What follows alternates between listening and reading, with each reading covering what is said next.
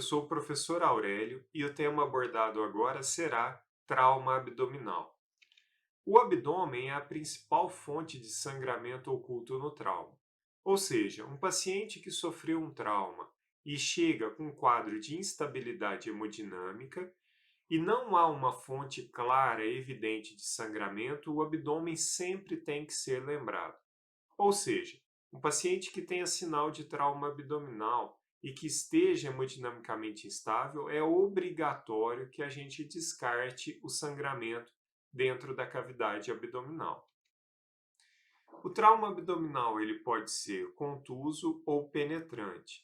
Então, já durante a realização do exame físico do paciente na inspeção, nós podemos observar sinais ali indiretos de trauma no abdômen, como a marca do cinto de segurança, presença de hematomas, equimoses na parede abdominal, ou já podemos evidenciar uma penetração, uma abertura na cavidade abdominal. Não é incomum que esses pacientes com trauma penetrante cheguem com exposição de algum órgão ou de alguma estrutura intraabdominal, ou seja, que o paciente já chegue eviscerado. No trauma abdominal contuso, normalmente a lesão se deve ao impacto direto, à energia cinética transmitida às estruturas intraabdominais, mas também por desaceleração. Os órgãos mais comprometidos no trauma contuso são o baço, o fígado, o intestino delgado e a presença de hematomas retroperitoneais. Já nos traumas penetrantes, quando o mecanismo da lesão é por arma branca, ou seja, uma facada, as lesões se devem ao trauma direto desse objeto perfurante. Nesses casos, os órgãos mais comprometidos são o fígado, o intestino delgado, o diafragma e o intestino grosso. Já nas lesões por armas de fogo, não há um mecanismo claro, principalmente nas armas de alta energia cinética, né? Essas armas com calibre maior, não há um mecanismo definido. Então, qualquer estrutura intraabdominal pode ser lesada. Nesses casos, normalmente os órgãos mais comprometidos são o intestino delgado, o intestino grosso, o fígado e estruturas vasculares intraabdominais. Vai ser muito importante para a detecção da lesão no abdômen que a gente realize toda a semiologia abdominal. Então, nós vimos na aula da avaliação da circulação, né, que nós padronizamos acesso, exame, a avaliação do coração, do abdômen e da pelve, depois os exames de toque e o posicionamento das sondas. Então, nessa avaliação do abdômen, nós vamos realizar toda a semiologia, realizando a inspeção abdominal, a ausculta e a percussão e a palpação do abdômen. Como o trauma é um evento agudo, nem sempre há uma alteração, um tempo suficiente para que ocorra alterações na ausculta e na percussão. Então, da semiologia abdominal, os principais parâmetros serão a inspeção e a palpação. Desses, a palpação com sinais de irritação peritoneal, principalmente a descompressão brusca dolorosa, seria o sinal mais significativo. O problema é que nós só vamos ter esse sinal nos pacientes que estiverem conscientes.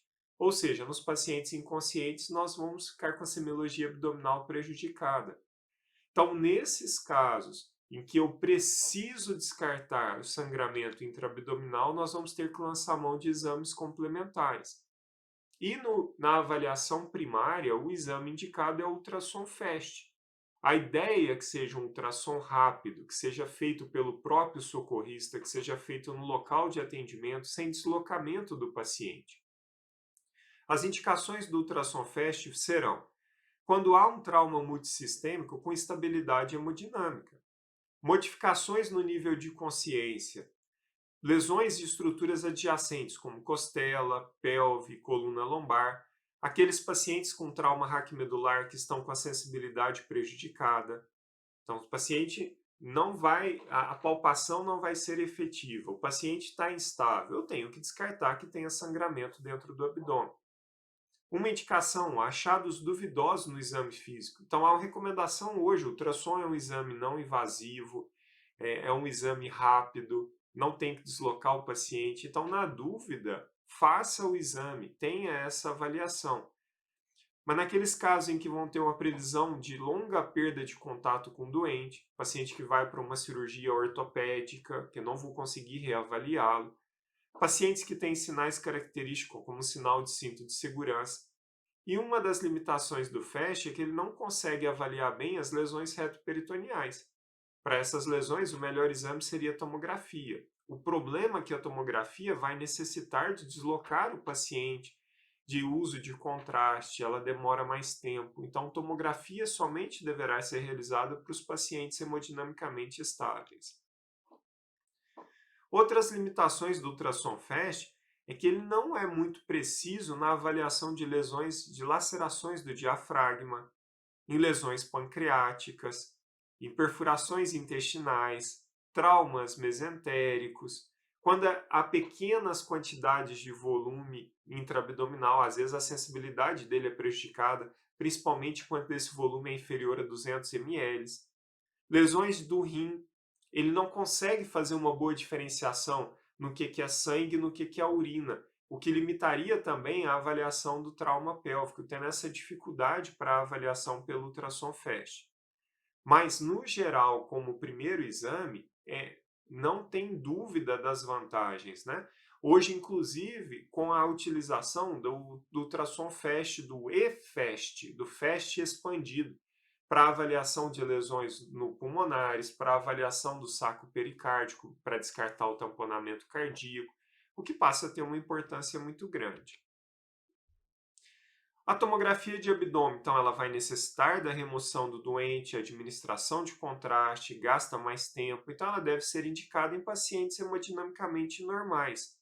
A grande vantagem dela é possibilitar essa acurácia maior para lesões retoperitoneais e lesões pélvicas, então seria o exame de escolha para essas situações.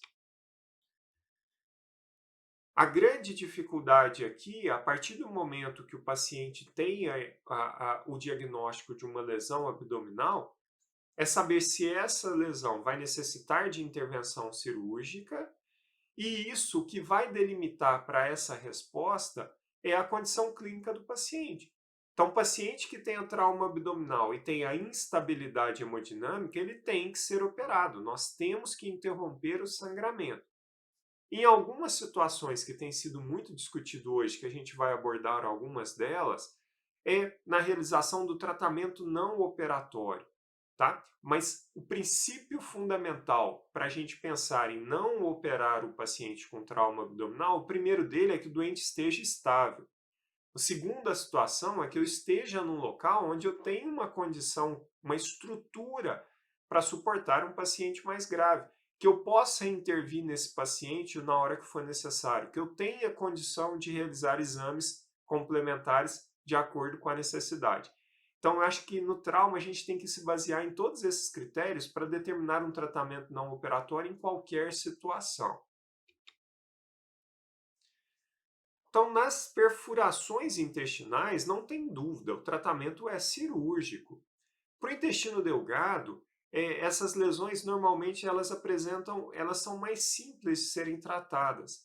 Na maior parte do intestino delgado, o que nós vamos fazer? Ou a rafia direta da perfuração, ou naqueles casos em que já há uma contaminação maior, uma desvascularização maior dessa alça intestinal, nós realizaremos a enterectomia com uma enteranastomose já primária. Então, a contaminação do intestino delgado é muito mais baixa, né? O seu conteúdo líquido propicia isso de uma forma bem mais fácil. Já para as perfurações do cólon, nós vamos ter que ter algumas cautelas. Primeiro passo será a realização dessa classificação. Bom, o paciente que tem um trauma de cólon grau 1 é um que tem um hematoma, ou seja, uma contusão ou hematoma sem desvascularização e sem perfuração do intestino. De segundo grau já seria uma laceração menor do que 50% da luz do órgão. De grau 3, uma laceração maior do que 50% da circunferência. Grau 4 já seria uma secção completa sem desvascularização, e de grau 5, a secção completa e ou desvascularização do órgão. Mas, Aurélio, qual que é a importância de saber essa classificação? Para a gente ter uma ideia do tratamento. Em relação ao trauma de intestino grosso, o trauma de colo, houve uma grande revolução durante a Segunda Guerra Mundial no tratamento dessas lesões. Foi quando se começou a realizar de forma mais sistemática as colostomias. Então, se o paciente tinha uma perfuração do intestino, esse paciente morreria por causa de contaminação, daquela contaminação da cavidade peritoneal ao conteúdo fecal. Hoje, entretanto, as indicações de colostomias são mais restritas. Então, a gente precisa ter essa ideia da classificação para tomar essa conduta. Então, nesse algoritmo, nós podemos perceber. Quando há um trauma penetrante do colo, a primeira coisa que nós vamos perguntar é se o paciente está estável hemodinamicamente ou não. Ele pode chegar estável ou ficar estável após a reposição volêmica. Se ele está estável, se ele permanece estável, vamos realizar a classificação da lesão. Para as lesões de primeiro, segundo e terceiro grau, nós vamos realizar a rafia simples da lesão, rafia primária. Já para as lesões de quarto e quinto grau, nós podemos fazer a ressecção e a anastomose primária dessa lesão, mesmo sem preparo intestinal. O paciente com trauma não vai estar com o intestino preparado. Agora, quando há uma contaminação maior da cavidade ou que o paciente não está hemodinamicamente estável, nós vamos indicar a cirurgia para controle de danos. O que nós podemos fazer? A cerclagem proximal e distal da lesão e depois a anastomose primária ou colostomia assim que o paciente estiver estável. Então aqui, se eu vou anastomosar primariamente, eu vou realizar a colostomia, vai depender da duração da cirurgia, né, condição clínica desse paciente, contaminação da cavidade, se há lesão de outros órgãos associados, certo? Mas nos casos mais simples, estaria autorizado também, a partir do momento que o paciente está estável, a realização da anastomose primária. Bom, em relação ao trauma do fígado, o trauma hepático, a classificação, o trauma hepático de primeiro grau é quando eu tenho um hematoma subcapsular menor do que 10% ou uma laceração capsular menor do que 1 centímetro. De segundo grau, já tem um hematoma subcapsular de 10 a 50% de comprometimento ou uma laceração capsular de 1 a 3 centímetros. No trauma de terceiro grau, o hematoma é maior do que 50%, o hematoma subcapsular, e a laceração capsular maior do que 3 centímetros. No trauma de quarto grau, eu tenho uma ruptura parenquimal de 25 a 75%. Quinto grau, nós temos uma ruptura parenquimal maior que 75% ou lesões já venosas. E de sexto grau seria a avulsão hepática. Aqui sim, no trauma hepático, já começa um questionamento para o tratamento não conservador, desde que quando são satisfeitas aquelas condições que nós discutimos anteriormente. Mas nós temos esse algoritmo para nos direcionar. Então, quando realizar o tratamento não operatório? Bom, no trauma abdominal fechado, com o paciente estável hemodinamicamente, nós vamos realizar o ultrassom FAST, aquele paciente que não tem líquido livre, aquele paciente que não tem dor no hipocôndrio direito, não tem fraturas dos arcos costais adjacentes, não tem tatuagem, marcação traumática no local, eu descarto a lesão hepática. Agora, no paciente que tem líquido livre ou tem esses sinais, o indicado é a realização da tomografia. Lembra que o paciente nosso está estável. Se ele tem trauma hepático e está instável, é cirurgia, não se discute. Então aí vai depender do resultado da tomografia. Mas observem que mesmo independente do resultado da tomografia, eu vou ter que avaliar se o paciente tem condição de realizar um exame clínico fidedigno. Então, ou seja, um paciente não pode ter tido um TCE, traumatismo crânioencefálico, ele não pode estar drogado, alcoolizado e nem anestesiado, certo? Então, se ele não tiver nada disso, eu vou realizar o tratamento não operatório. Agora, se eu não tenho essa condição, o mecanismo de trauma sugere uma lesão de víscera oca, ele vai para a cirurgia, tá? Se a tomografia está normal e não tem nenhum sinal disso e não há um mecanismo, eu vou realizar o tratamento não operatório. Em relação ao trauma de baço, De primeiro grau, nós temos muito parecido com o do fígado, né? O hematoma menor que 10% ou uma laceração menor do que 1 centímetro. De segundo grau é de 10 a 50% e uma laceração menor de que 1 a 3 centímetros. Terceiro grau, um hematoma subcapsular maior do que 50% ou uma laceração maior do que 3 centímetros. De quarto grau, nós já temos ruptura do hematoma intraparenquimatoso ou laceração de vasos segmentares ou hilares. E o de quinto grau já seria uma explosão esplênica com desvascularização do baço. Aurélio, quando pensar no tratamento não operatório para esses pacientes, quais os critérios de inclusão? Bom, o trauma abdominal tem que ser um trauma fechado, aquele paciente que está estável hemodinamicamente após a reanimação, ou seja, uma PA sistólica maior do que 90 milímetros de mercúrio e uma hemoglobina inicial maior do que 8 miligramas por ml. E na avaliação tomográfica não tenha pneumo peritônio e não tenha extravasamento de contraste. Esse seria um paciente indicado para o tratamento não conservador. Lembrando que a partir do momento que adotamos o tratamento conservador e nas reavaliações ocorra a mudança de algum desses critérios, automaticamente o paciente deverá ir para a cirurgia. No trauma de pâncreas, no de primeiro grau, nós temos uma contusão menor sem lesão ductal ou uma laceração superficial sem lesão ductal.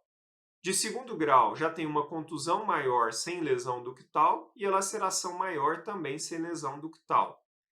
A partir do terceiro grau, nós já temos uma transecção distal ou lesão parenquimatosa com lesão ductal.